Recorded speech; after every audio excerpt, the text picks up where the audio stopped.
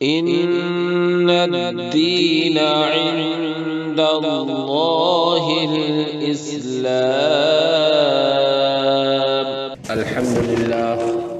الحمد لله رب العالمين، والصلاة والسلام على سيد الأنبياء والمرسلين وعلى آله وأصحابه أجمعين. أما بعد، فأعوذ بالله من الشيطان الرجيم. بسم الله الرحمن الرحيم. وهو الذي خلق من الماء فجعله نسبا وسحرا وكان ربك قديرا. صدق اللہ العلی العظیم. محترم بزرگوں، بھائیوں، اللہ جل جلالہ و عم نوالہ نے اپنی ساری مخلوق میں افضل انسانوں کو بنایا ہے. اللہ فرماتا ہے، لقد خلقنا الانسان فی احسن تقویم. ہم نے انسان کو بہترین سانچے میں پیدا کیا ہے.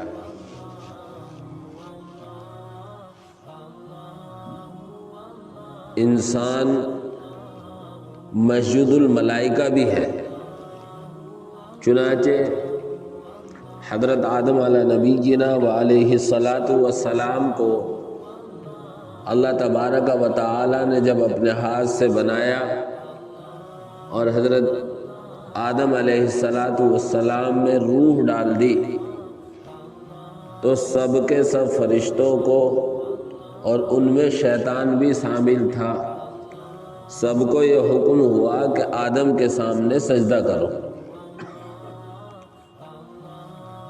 سب کے سب فرشتوں نے اللہ کے اس حکم کو پورا کیا. سب کے سب حضرت آدم علیہ نبینا و علیہ الصلاۃ والسلام کے سامنے سجدے میں گر گئے.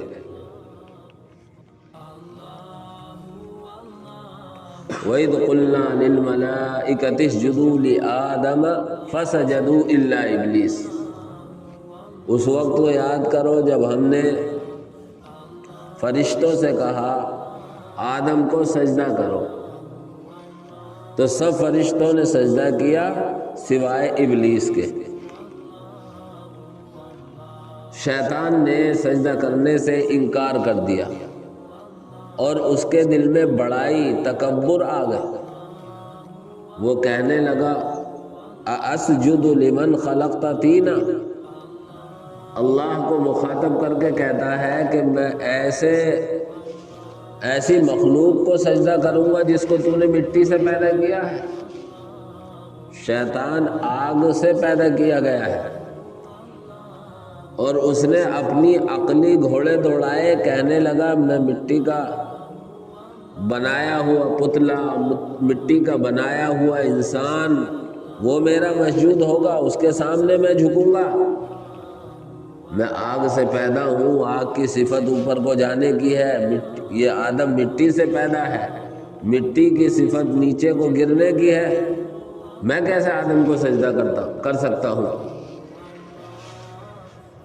اَأَسْجُدُ لِمَنْ خَلَقْتَ طِينًا.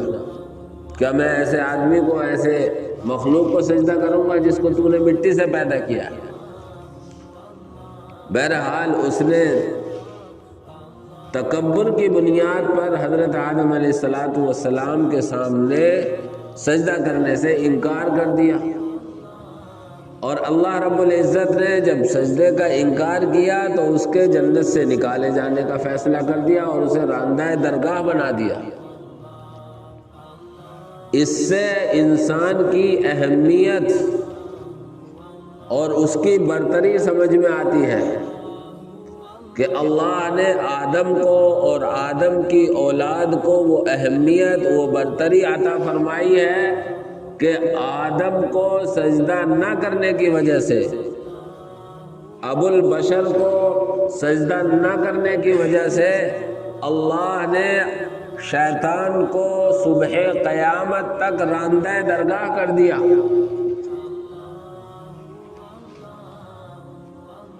ایسا اعلیٰ اور افضل اس انسان کو بنایا گیا ہے. ایک جگہ ارشاد فرمایا وَلَقَدْ كَرَّمْنَا بَنِي آدم، یقیناً ہم نے آدم کی اولاد کو معزز بنایا ہے، وَحَمَلْنَاهُمْ فِي الْبَرِّ وَالْبَحْرِ، اور ہم نے اسے خشکی اور تری کے دونوں سفر کرنے کی صلاحیتیں عطا کی ہیں، وَرَزَقْنَاهُمْ مِنَ الطَّيِّبَاتِ، اور ہم نے ان سب کو بہت سی عمدہ چیزیں کھانے کو دی، وَفَضَّلْنَاهُمْ عَلَى كَثِيرٍ مِّمَّنْ خَلَقْنَا تَفْضِيلًا، اور ہم نے انسان کو اپنی بہت سی مخلوق پر فوقیت دی ہے۔ یہ نہیں کہا ساری مخلوق پر فوقیت دی ہے، لیکن یہ کہا ہے کہ بہت سی مخلوق پر فوقیت عطا فرمائی ہے۔ ہمارے استاد محترم حضرت مولانا مفتی سعید احمد صاحب پالن پوری نور اللہ مرقدہ فرماتے تھے کہ اللہ بڑا ہے تو اللہ کا بہت بھی بڑا ہوگا،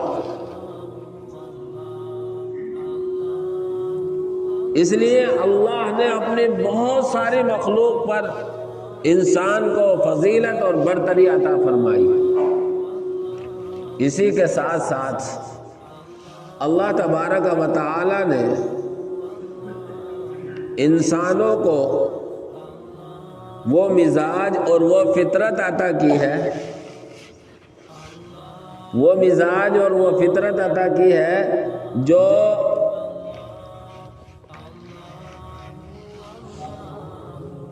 ایسی ہے کہ انسان تنہا نہیں رہ سکتا، بلکہ انسان کا مزاج اور فطرت یہ ہے کہ ایک دوسرے کے ساتھ مل کر رہتا ہے۔ اسی لیے اللہ تبارک و تعالی نے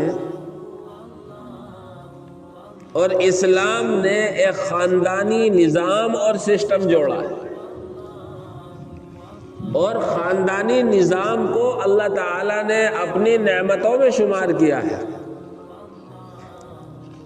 چنانچہ 19ویں پارے کی آیت ہے، اللہ فرماتا ہے وَهُوَ الَّذِي خَلَقَ مِنَ الْمَاءِ، اللہ تو وہ ذات ہے جس نے انسان کو پانی سے پیدا کیا۔ پانی، اصل پانی مراد ہو اس سے تو انسان کی حیات اور زندگی پانی کے بغیر چل ہی نہیں سکتی ہے، اور پانی سے مخصوص پانی یعنی منی بھی مراد ہو سکتی ہے کہ اصل نسل انسانی کی پیدائش اسی سے۔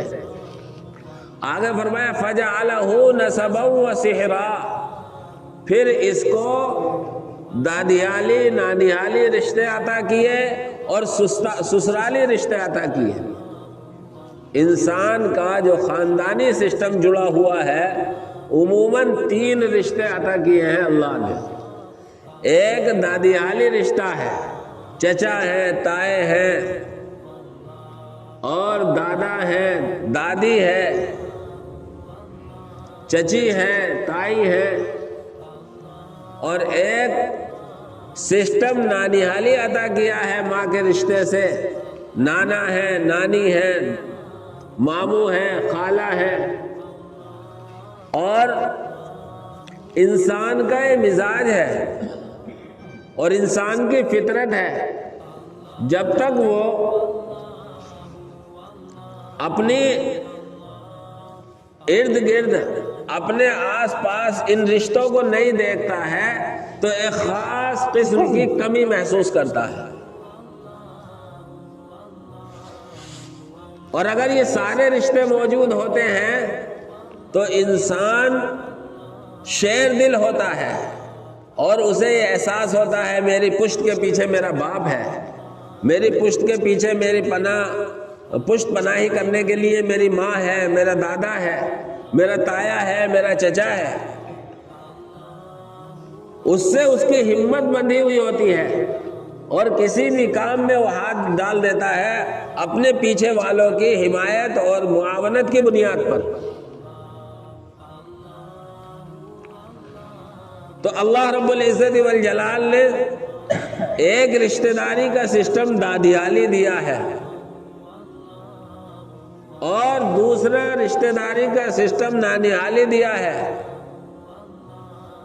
اور انہیں دونوں کو شریعت نے قرآن کی زبان میں نسب کہا ہے، فجعلہ نسبا، اسے نسب والے رشتے عطا کیے، یعنی دادیالی رشتہ اور نانیالی رشتہ، اور تیسرا ایک رشتہ سسرالی ہوتا ہے، اسے آگے بیان کیا فجعلہ نسبا وصہرا، اور اسے سسرالی رشتہ عطا کیا۔ یہ وہ دائرہ ہے کہ آدمی ان رشتوں میں رہتا ہوا خوش رہتا ہے، اور یہ سارے رشتوں سے رشتہ داری باقی رکھنے کی کوشش بھی کرنی چاہیے اور رشتہ داری کے حقوق بھی ادا کرنے چاہیے۔ اور ان رشتہ داریوں کا فائدہ یہ ہوتا ہے کہ آدمی تنے تنہا دکھائی نہیں دیتا، کہیں خوشی کا موقع ہے تو سارے کے سارے کھڑے ہوئے نظر آئیں گے، کہیں غمی کا موقع ہے تو بھی سارے کے سارے کھڑے نظر آئیں گے۔ اور رشتہ داری کا مطلب ہی یہ ہوتا ہے کہ ہم اپنے رشتہ دار کی ہر خوشی اور غمی میں شریک ہوں۔ آدمی کا یہ مزاج ہے، کبھی اسے کوئی خوشی حاصل ہوتی ہے تو وہ اپنوں کو اپنے سامنے دیکھنا پسند کرتا ہے، اور اسے مبارکبادیاں دی جائیں، یہ اس کا مزاج اور اس کی طبیعت چاہتی ہے۔ اور اگر اس پر کوئی حادثہ آ جائے، کوئی اسے غم پیش آ جائے، تب بھی وہ اپنوں کو تلاش کرتا ہے اور دیکھتا ہے میرا فلاں نہیں آیا، فلاں نہیں آیا۔ تو ایسے موقعوں پر ہمیں اپنی رشتہ داریوں کا خیال رکھنا چاہیے، اور اس کا خاندانی نظام کا سسٹم شریعت کے اس حکم سے بھی پتہ چلتا ہے کہ اگر کوئی کسی خاندان کا ایک آدمی کسی کا قتل کر دے اور اسے دیت دینے کی ضرورت پڑ جائے تو تنہا قاتل پر دیت نہیں رکھی گئی، بلکہ اس کے دادیالی خاندان میں جو افراد ہیں سب پر وہ دیت تقسیم کی جائے گی۔ عربی میں اسے عاقلہ کہتے ہیں۔ شریعت کے اس حکم سے بھی یہ پتہ چلتا ہے کہ خاندان کا نظام مضبوط رہنا چاہیے، اور خاندان والوں کو ایک دوسرے کی ہمدردی رکھنی چاہیے۔ تو اگر کسی سے کسی کا قتل ہو جائے تو دیت سب پر واجب ہوگی، سب اکٹھا کر کے دیں گے۔ اسی کے ساتھ ساتھ اس سے دوسرا پیغام یہ بھی جاتا ہے کہ ہر خاندان کو اپنے ہر خاندانی پر نگاہ رکھنی چاہیے کہ کوئی میرا خاندان والا کسی غلط کام میں نہ پڑ جائے، کسی برائی میں مبتلا نہ ہو جائے۔ اس لیے کہ اگر برائی میں مبتلا ہوگا، یہاں تک کہ اگر وہ کسی کا قتل کر دے گا اور دیت دینے کا نمبر آیا تو مجھ پر بھی اس کا بوجھ آئے گا۔ تو شریعت یہ چاہتی ہے کہ ہر ایک اپنے پورے خاندان کے افراد کی نگرانی بھی کرے۔ اور پھر اللہ نے اس خاندان کو ایسا زنجیروں میں جوڑا ہے کہ خاندان میں آپس میں جو محبت ہوتی ہے، جو رشتوں میں محبت ہوتی ہے، اور اس میں جو سکون ملتا ہے وہ کہیں نہیں ملتا۔ فرض کریں ایک بچے کو اپنی ماں اور اپنے باپ کی گود میں جو سکون حاصل ہوگا وہ دنیا کی کوئی نعمت اس کا مقابلہ نہیں کر سکتی۔ کسی بچے کو کوئی ڈرا رہا ہو، دھمکا رہا ہو، وہ بھاگتا ہوا اپنے ماں کی گود میں یا اپنے باپ کی گود میں جائے گا اور وہ اپنے آپ کو بالکل محفوظ محسوس کرے گا، اور اسے وہ سکون حاصل ہوگا، وہ دنیا کی کوئی نعمت اس کا مقابلہ نہیں کر سکتی۔ اسی طریقے سے ایک بھائی کو اپنی بہن سے، ایک بہن کو اپنے بھائی سے جو محبت ہوگی اور جو انسیت ہوگی اور اس کے ذریعے جو خوشی ہوگی وہ کہیں نصیب نہیں ہو سکتی۔ اسی کو اور پھیلائیں، اللہ نے جو سسرالی رشتے دیے ہیں اور ان میں سب سے اہم جو بیوی ہے، ایک شوہر کو اپنی بیوی سے جو سکون حاصل ہوگا، جو محبت ہوگی وہ کہیں دوسری جگہ حاصل نہیں ہو سکتی۔ ایک بیوی کو اپنے شوہر سے جو سکون حاصل ہوگا، جو اس سے پشت پناہی حاصل ہوگی، اسے کہیں حاصل نہیں ہو سکتی۔ تو یہ سارا خاندانی نظام اور خاندانی سسٹم اللہ رب العزت والجلال کی بہت بڑی نعمت ہے، اور اس خاندانی سسٹم کو شریعت کے حکموں کے مطابق چلانا چاہیے۔ آج جہاں اس خاندانی سسٹم کی زنجیر کو یا اس کی کڑی کو توڑ دیا گیا، یا یوں کہو کہ اس کے ہار کو گلے سے نکال کر پھینک دیا، اور یہ سوچا کہ کہاں بچوں کا بوجھ اٹھائیں گے، کہاں چچا تائے کا، والدین کا بوجھ اٹھائیں گے، آزاد رہیں، وہیں نقصانات دیکھنے کو مل رہے ہیں۔ چنانچہ مغربی ملکوں میں جب یہ مسئلہ آیا کہ عورت کو آزادی حاصل ہونی چاہیے، تو جو عورت گھر کی رانی بنی ہوئی تھی اسے مارکیٹ میں تجارت کے لیے، آفسوں میں نوکری اور ملازمت کے لیے نکال دیا گیا، تو اب وہ بچوں کو اپنے لیے بوجھ سمجھ رہی ہے، شوہر بیوی کو اپنے لیے بوجھ سمجھ رہا ہے، کون اس کی ذمہ داری اٹھائے گا، جبکہ بیوی کا کام تھا گھریلو ساری ذمہ داری دیکھنا، اپنے رشتہ داروں کو دیکھنا، شوہر کے رشتہ داروں کو دیکھنا اور سب کو ڈیل کرنا۔ لیکن جب ان سب ذمہ داریوں سے الگ ہو گئے اور ان ذمہ داریوں کو کے ہار کو گردن سے نکال پھینکا، تو آج مغرب کا حال یہ ہے کہ نہ تو وہاں کے نوجوان شادی کرنے کے لیے تیار ہیں، نہ وہاں کے بوڑھے چین و سکون سے زندگی گزار رہے ہیں۔ نوجوان شادی کرے گا تو کہاں سے اپنی جائیداد کا آدھا بیوی کو دے گا، اور لڑکی شادی کرنے کے لیے یوں نہیں تیار کہ شادی کرے گی تو کہاں بچوں کا بوجھ اٹھائے گا، کون ان کی پرورش کرے گا، میں آفس میں نوکری کروں گی یا بیوی بچوں کی پرورش کروں گی۔ اسی طریقے سے جو بوڑھے ہو گئے ہیں انہیں اولاد کی خدمت، اولاد کا پیار نہیں ہے۔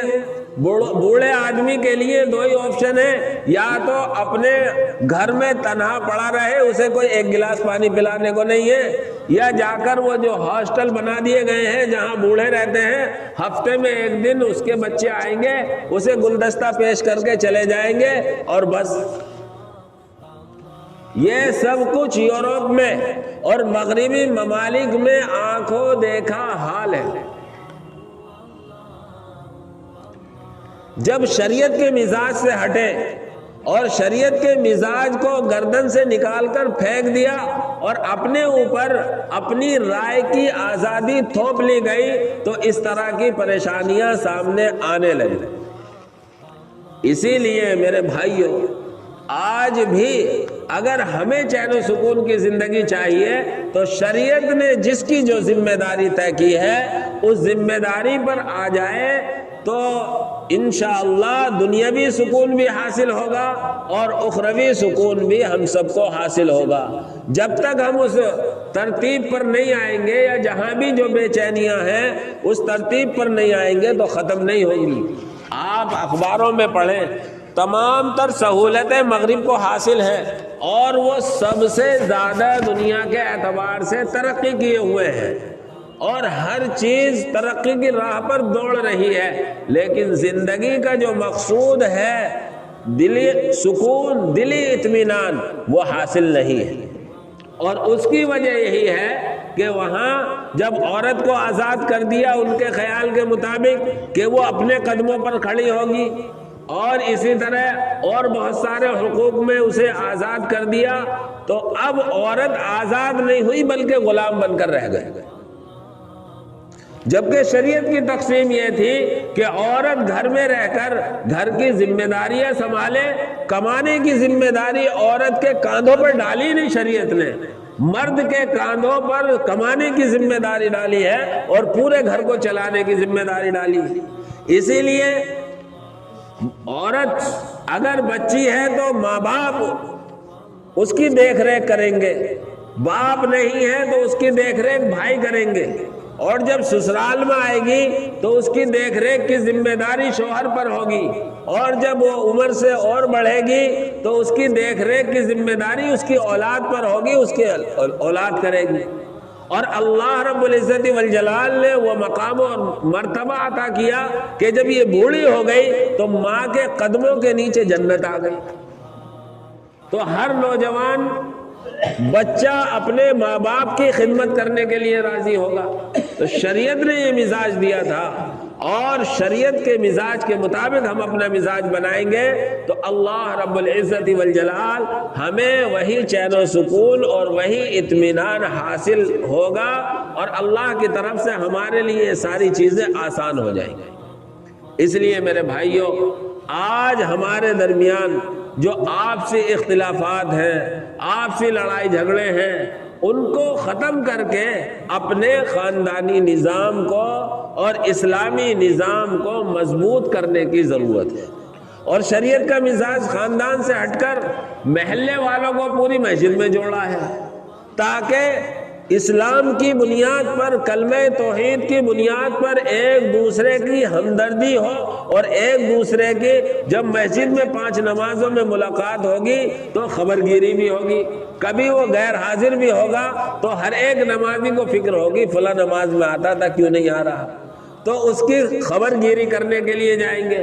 اور پوری بستی کو جوڑنے کے لیے اللہ نے جمعے کا نظام قائم کیا تھا کہ جامع مسجد میں پوری بستی اکٹھی ہو، تاکہ ہفتے میں ایک مرتبہ، یا بڑا اگر محلہ ہے تو جامع مسجد میں اکٹھا ہو، اور بڑا شہر ہے، بڑا گاؤں ہے، قصبہ ہے تو اس کے لیے سال میں 2 مرتبہ عیدین کے موقع پر جوڑا ہے۔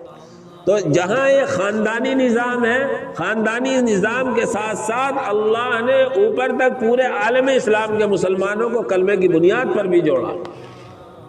اس لیے میرے بھائیوں، شریعت کے احکام کو سمجھنا چاہیے اور شریعت کے احکام کے مطابق اپنی زندگی کو گزارنا چاہیے۔ یہی فطرت ہے، یہی ہمارے آپ کے لیے عافیت کا ذریعہ ہے۔ اللہ مجھے بھی اس کی توفیق عطا فرمائے، اور آپ سب حضرات کو اور پوری امت مسلمہ کو بھی۔ آمین وآخر دعوانا الحمدللہ۔